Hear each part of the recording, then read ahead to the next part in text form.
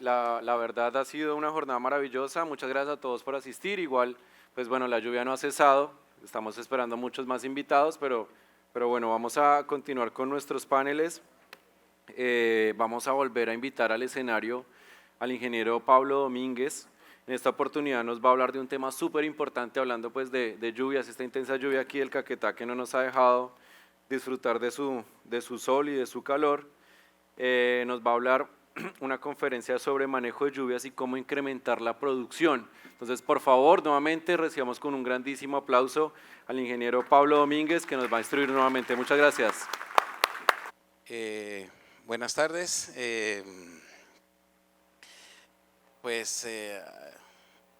Lamento, pero el clima propició esta plática justamente, ¿verdad? No estamos exentos del tema de las lluvias. Obviamente, para que el cultivo del caucho se desarrolle, tiene que tener ciertas condiciones, y una de ellas es pues tener cierta cantidad de precipitación, pero como todos los humanos nunca estamos contentos que si es mucha porque es mucha y que si es poca porque es poca, y bueno, nosotros tenemos que saber sobrellevar este tema. No podemos dejar de ser productivos y pues tenemos que tratar de solventarlo de la mejor manera. Y uno de esos aspectos que hay que tomar en cuenta es las lluvias. Porque las lluvias físicamente, en primera instancia, nos evitan el que nosotros podamos hacer el rayado del árbol, ¿verdad? Entonces, la plática de ahorita pues es, no traigo la varita mágica otra vez de Harry Potter para decirles hagan esta magia, pero tratar de contribuirles también en ese tema si es que puedo. Y comentarles que también en mi país pues hay regiones como por ejemplo la más problemática en este tema, que es la región noreste. Para quienes conocen Guatemala, es los departamentos de Izabal y Petén.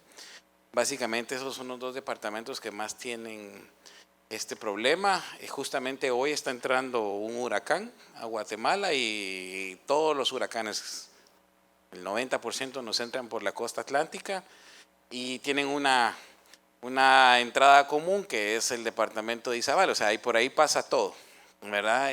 O si pasa por Honduras y atraviesa, igual jala la humedad y eso nos deja. Este año sí hemos tenido récord en cuanto a precipitación. No sabemos hasta cuánto vamos a llegar. Hoy en el almuerzo estaban hablando unas personas de 5,000. Nosotros también rondamos y oscilamos en esa cantidad de precipitación, entre 3.500 hasta 5.500, 6.000 milímetros, ¿verdad? Ustedes aquí están exentos por el momento. No sabemos cómo va a ser en el futuro, pero por el momento ustedes están exentos de huracanes, y eso es una cosa buena. Bueno, al momento de estar hablando de problemas con el tema de la lluvia, justamente también hoy me preguntaban, ¿y qué hacemos con el tema de la frecuencia? ¿Qué recomiendan y todo? ¿Qué es lo que nosotros hacemos? La frecuencia que nosotros más utilizamos es un D5, o sea, regresamos a rayar el mismo árbol cada 5 días. ¿Y qué pasa cuando llueve? Bueno, pues cuando llueve esa frecuencia la alteramos. No podemos seguir manteniendo esa frecuencia. Si, por ejemplo, la finca está sectorizada o la propiedad está sectorizada en 5 sectores, si están en un D5, y hoy nos tocaba el sector A, ¿verdad? Y no se pudo rayar. Mañana, que sí se pueda rayar, se vuelve a rayar el sector A, ¿verdad? Nosotros no recomendamos que se salte en ese sector, porque entonces dicen, no, porque entonces todos los demás sectores automáticamente me van a entrar en un D6, ¿verdad? Porque ya no van a ser 5, sino 6 días. Sí, pero entonces vas a afectar los 5 sectores de tu finca. Si tú de esa manera fuerzas 1, estarás afectando 1 y no 5. Entonces, bueno, la primera recomendación es alteramos la frecuencia. ¿Por qué? Porque nosotros hacemos recuperación de sangrías, de rayadas. Ya vamos a ver más adelante cómo. ¿verdad? Entonces, el primer tema ahí a ponerse a pensar es la frecuencia. Nos olvidamos un poquito de la frecuencia, alteramos la frecuencia y podemos llegar inclusive a rayar hasta en un D3. ¿Sí? Menos de eso no es tan recomendable, pero puede llegar a... ¿Y cómo podemos hacer eso? Bueno, si yo en un día, en lugar de rayar una tarea, rayo 2, obviamente eso estoy acortando el tiempo en el que yo voy a regresar a rayar el mismo árbol. Entonces en una semana puedo llegar inclusive a un D3. ¿Eso es válido? Sí, sí es válido. En países como por ejemplo Brasil, ellos tienen otras complicaciones y la complicación con ellos es el tema de la sequía. Nosotros realmente no tenemos un problema de sequía. Nosotros en Guatemala podríamos rayar los 12 meses del año. No lo recomendamos tampoco, pero técnicamente y fisiológicamente sí lo podríamos hacer. Pero por ejemplo en Brasil no, porque en Brasil llega a bajar tanta la humedad relativa que de verdad es imposible. Entonces, ¿se acuerdan lo que hablábamos hoy en la mañana? Que dependiendo de la frecuencia de rayado, así iban a ser el número de rayas o rayados al año.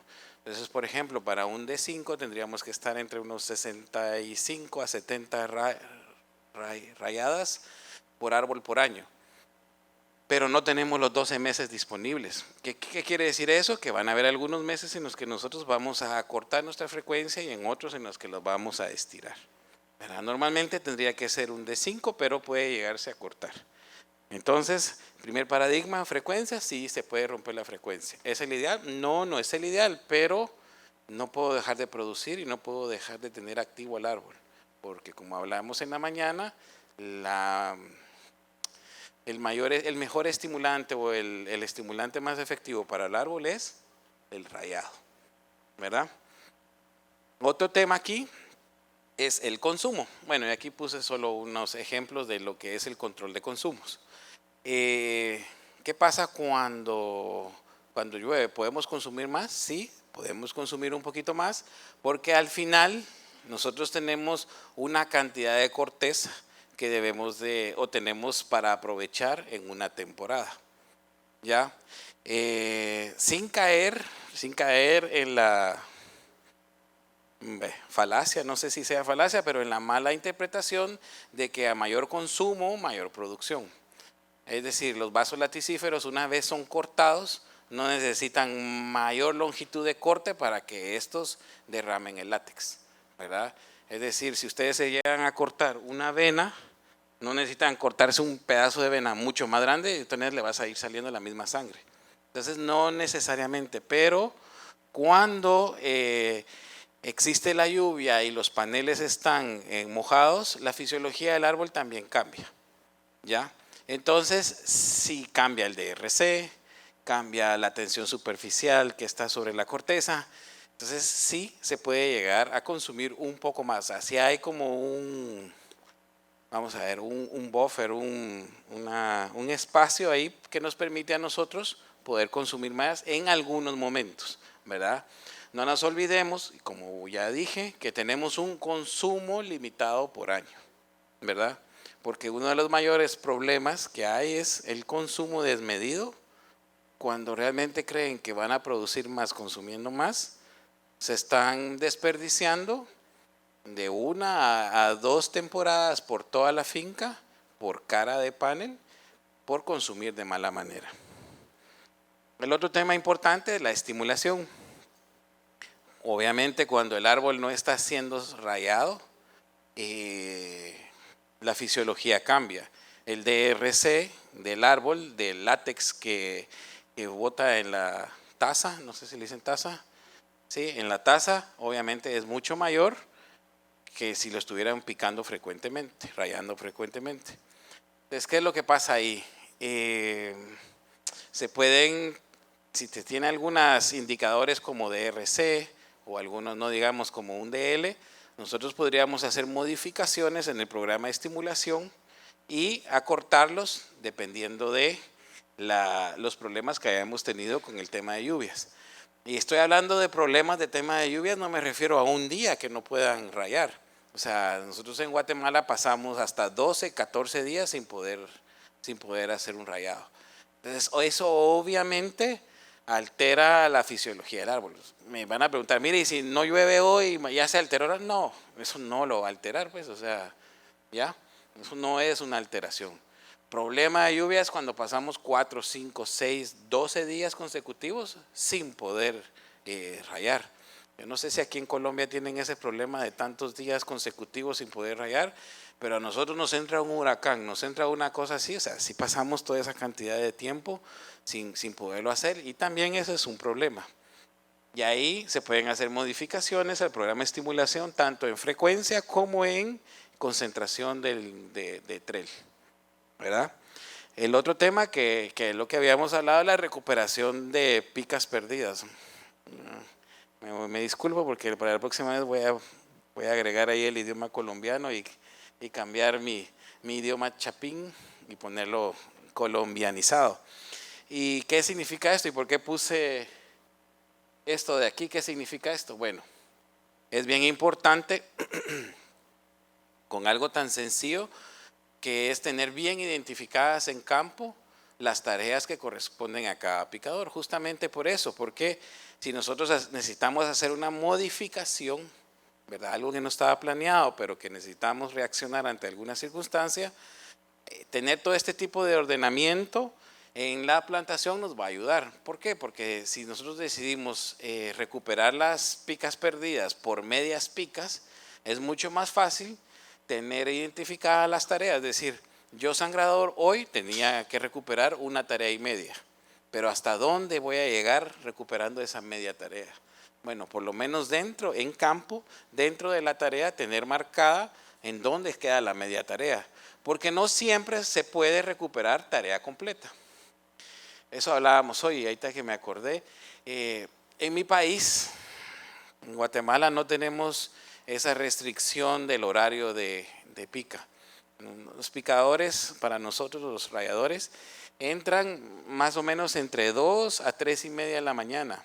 En algunas fincas tenemos límite de horario que no pueden ingresar más allá de las 3 de la mañana, porque nuestra meta, al menos donde nosotros trabajamos, nuestra meta es no salir más allá de las 8 de la mañana. ¿Por qué? Porque, claro, el árbol puede producir, pero sabemos que lo que vendemos es lo que logramos colectar. Y lo que se logra colectar va a ir dependiendo de las horas de goteo. ¿Ya? Si nosotros pudiéramos rayar de noche sería ideal, pero no tenemos la certeza de que al día siguiente nos vaya a amanecer lloviendo, entonces toda esa producción se pierde. Bueno, entonces como no tenemos esa certeza, lo que sí hacemos cuando necesitamos recuperar es entramos más temprano. ¿Se pueden hacer 2 tareas en un día? Sí. Si usted entra a la 1 y media, pueden recuperar 2 tareas y terminar a las 8 de la mañana. ¿Cómo hacemos en algunos casos para facilitar esto? Bueno, la primera tarea se recupera si estamos produciendo látex, la primera tarea se recupera en chipa, porque entonces no hay que hacer recolecta de esa tarea, porque recolectar 2 tareas en un día sí es cansado, porque acuérdense que no son tareas consecutivas, son tareas que empieza, por ejemplo, si en mi finca hay 25 picadores, rayadores, y entonces yo tengo que ir a picar hoy la tarea 1 y tengo que ir a picar la 26. Y si produjera látex en ambas tareas, tendría que ir a recolectar en la 1 y en la 26. Entonces sí es muy cansado, pero si produzco chipa en la primera, entonces coagulo en la primera y recolecto látex en la segunda. ¿Ya? O sea, pueden ir cambiando ese tema, va a ir siendo de cómo ustedes puedan ir jugando. O la otra parte que nosotros también hacemos, la otra práctica es, bueno, sangro, rayo hoy 700 árboles más 350 de la mitad de la siguiente. Y al día siguiente sangro la mitad y una más. Entonces en 2 días yo hice 3. ¿Qué se puede hacer? Por supuesto que se puede hacer. Eso es común allá, ¿verdad?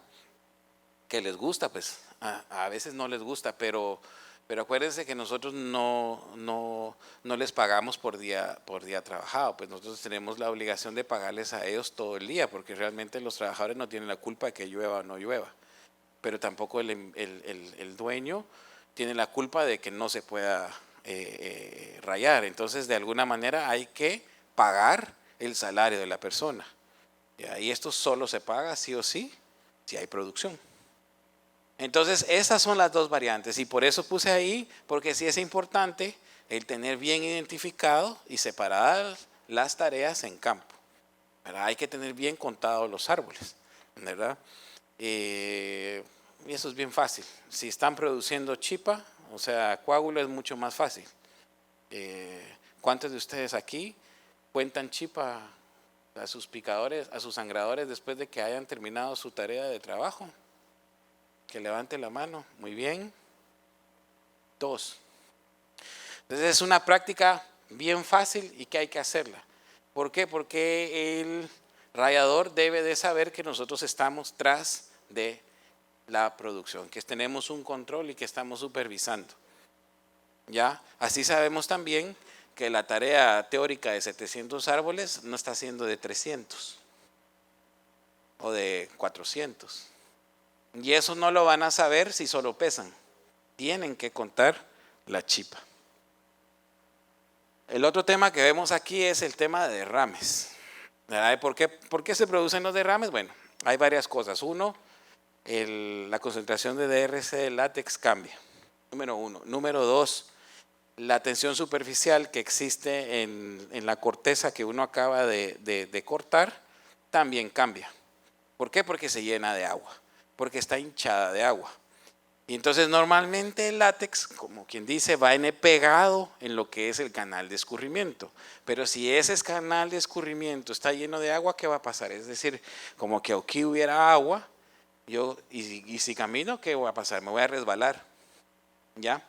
Entonces el látex pasa con mayor velocidad y una pequeña imperfección en el corte, un pedacito de corteza, un pedacito de coágulo, lo que sea, lo que hace es que genera un tope y eso hace que se derrame.